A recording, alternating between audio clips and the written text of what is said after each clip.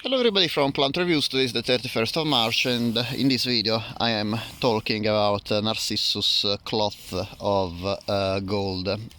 This is a daffodil in group 8 of the daffodil varieties that are the Tazzetta daffodils, even if this one in particular is very peculiar to be a Tazzetta because the flowers are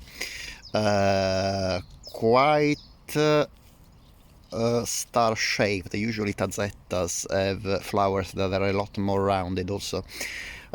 Most of the times they are smaller. Some Tazzettas have flowers this big. They're about, I would say, 5-6 centimeters across.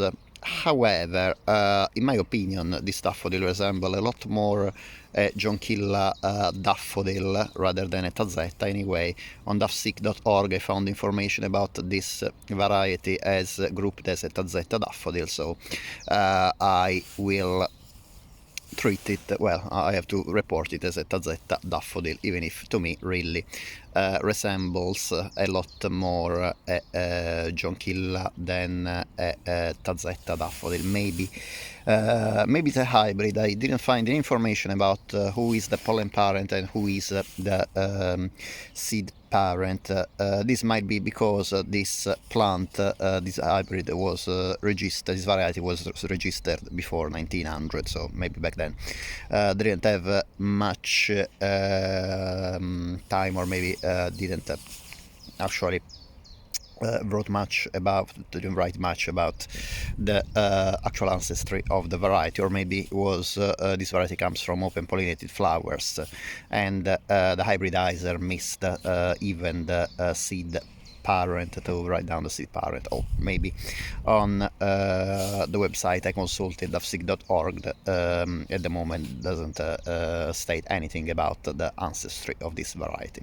However, this is a daffodil variety that is pretty much medium-sized, about 40 centimeters tall.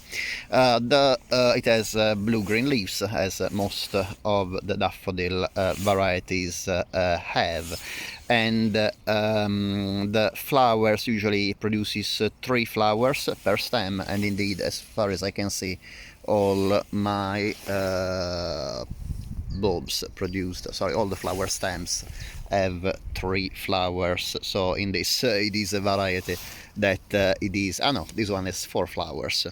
Anyway, it's pretty consistent about the number of flowers. The flowers are, as I said, are star-shaped, a lot more than a tazzetta. As I said, it resembles to me a lot the jonquilla rather than a tazzetta. The parent is bright yellow, and the corona, the cap, is also bright yellow. I would say a yellow that is a lot more intense than the corona, as you can see. I'm trying to focus so you can see actually the corona, the cap is more intense in yellow than the rest of the flower. About the fragrance, I would say it's slightly fragrant. It is a cold day today, so might not be the best day for this daffodil to obviously spread its fragrance around, but I'm putting some warm air in the flower to smell it better. Yeah, it is very light and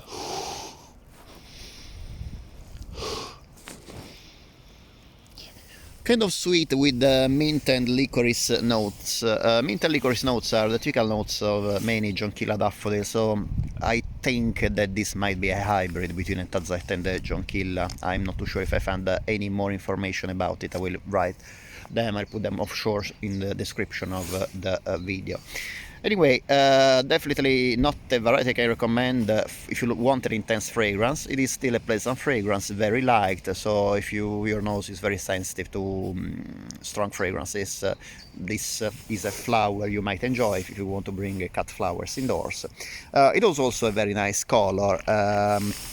The thing is, as you can see, the flowers don't stand much on top of the leaves. They are about the same height, so I would say the flower arrangement in a garden is not really the best, because the flowers are kind of intermingled with the leaves. Ideally, my favorite daffodils are the ones for arrangement where the flower stem is taller than the leaves, so actually the flowers show up better, they are more evident and offer a better contrast with the green background of the leaves anyway.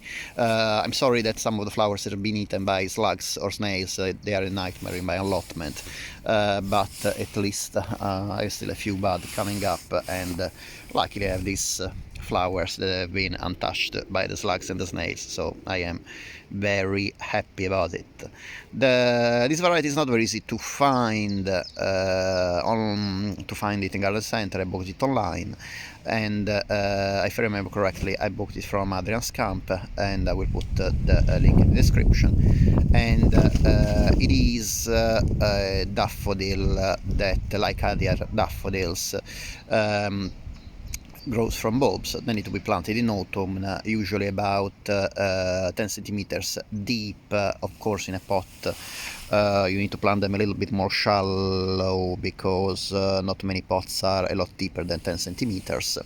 And the leaves will start growing between late autumn and winter, and this variety will bloom in early spring. Today again is the 31st of March, so we are still in early spring. After the flowers fade, the leaves will continue to be green for a few more weeks until usually late spring, early summer, and then in summer the plant goes dormant and the cycle starts again in autumn.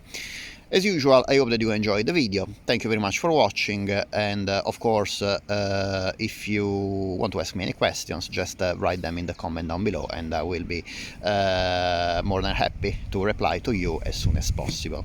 And also, it would be great if you can please subscribe if you like these videos and the other videos on my channel, because in this way it's completely free for you, but in this way you help me to promote my channel on the platform, and in turn YouTube can support my channel and me to make more videos about plants and flowers and fruits. Thank you very much for watching, and I hope to see you next time. Bye.